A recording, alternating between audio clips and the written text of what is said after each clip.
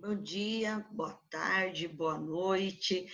Nós gravamos durante o dia para que vocês possam assistir, né?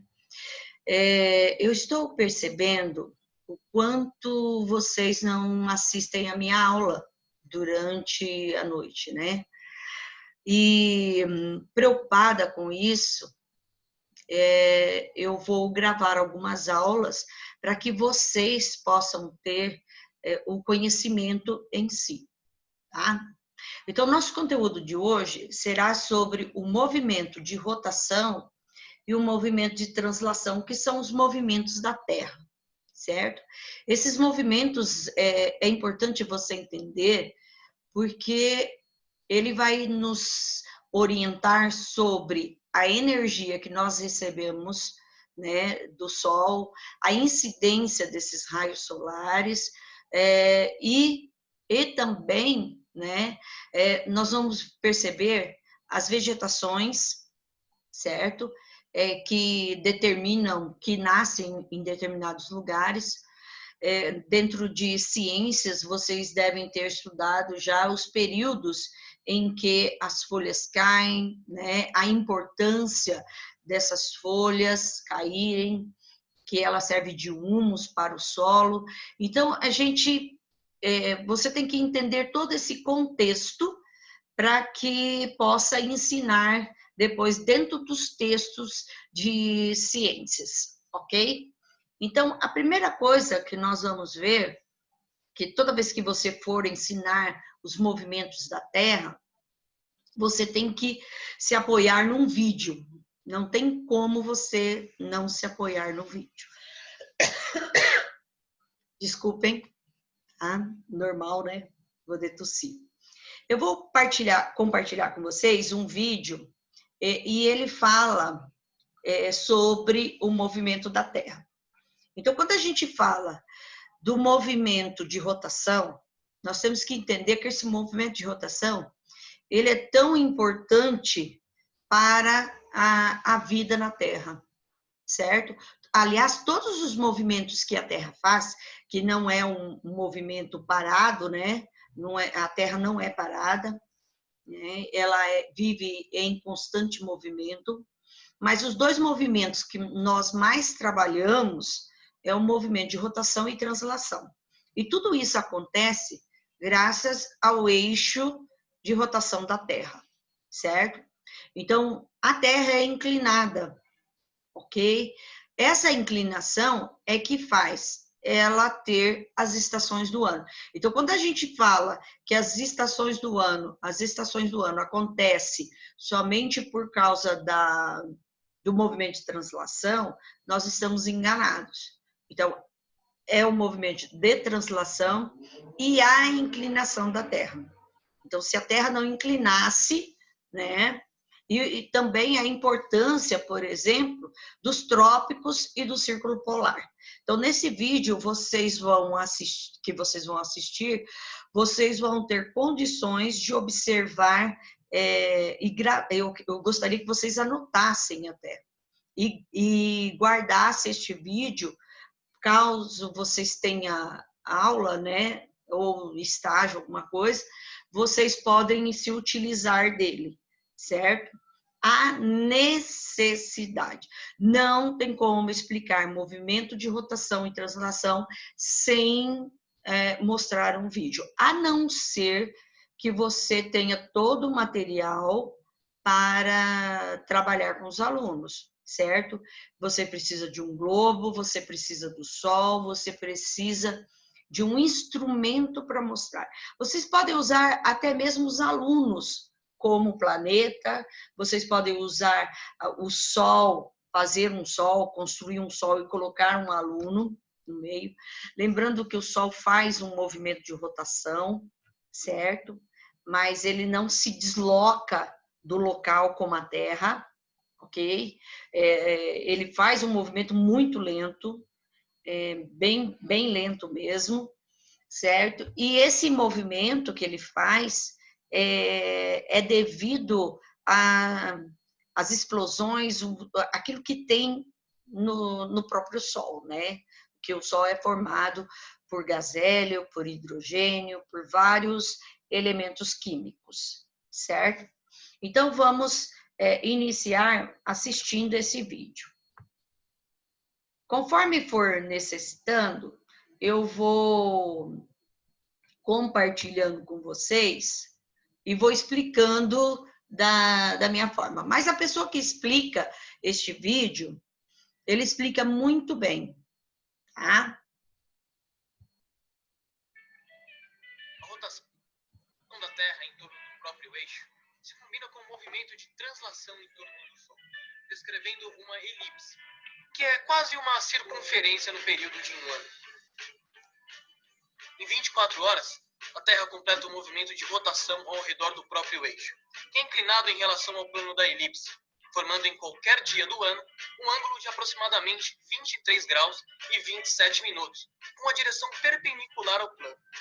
Essa inclinação tem consequências que diferenciam ainda mais os diversos lugares deste nosso grande planeta.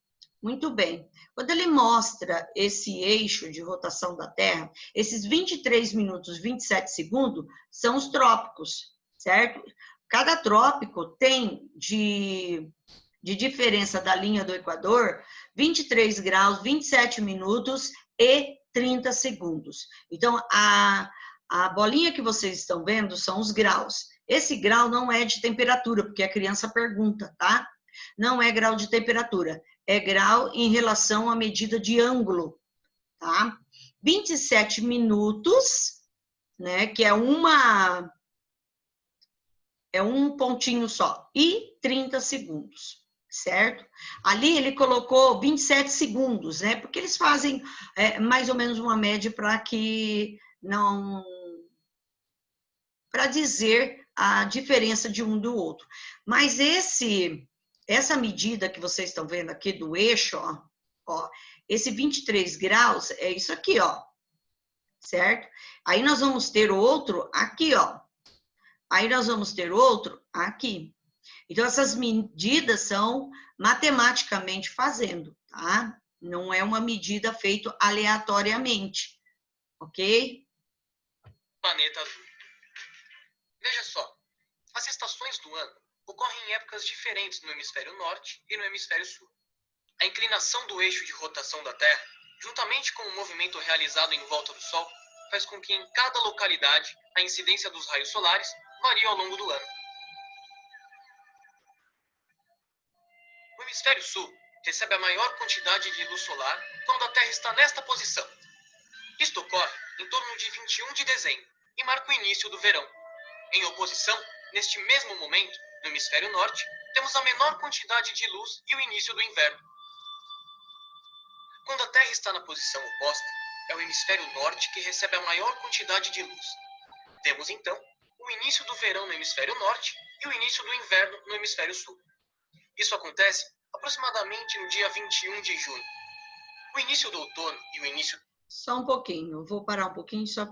Estão vendo por que é importante usar o vídeo? Porque se você for fazer o desenho com as crianças, você não consegue fazer igualzinho que mostra no vídeo, certo? Então, a Terra se movimentando, né, e recebendo iluminação solar diferente. Esses dois momentos que eles colocaram aqui, 21 de junho e 21 de dezembro, nós chamamos esse período de solstício, tá? Então, existe o solstício de verão para nós e o solstício de inverno. O solstício de verão para nós do hemisfério sul inicia no dia 21 de dezembro, certo?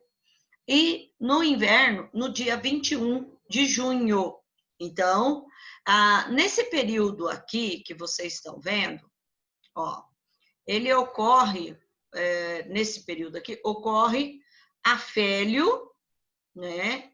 O afélio e ocorre o periélio, tá? O periélio, ele vai ocorrer em momentos diferentes, certo?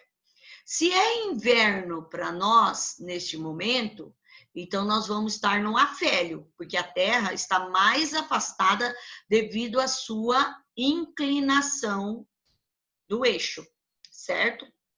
Agora, será periélio para o hemisfério norte, porque ele está mais próximo. A diferença é de 5 milhões de quilômetros, tá? Geralmente, eles falam que não é tanto por isso, mas devido à inclinação. Mas se a inclinação ocorre e faz com que a Terra fique afastada, eu não vejo por que não significa essa diferença, tá? Então, eles acham que essa diferença, ela é insignificante. Mas se a gente for observar, né, é importante a gente falar e dizer que existe uma diferença. Por exemplo, no afélio, que está mais afastado, a Terra está a 151 milhões de quilômetros, né?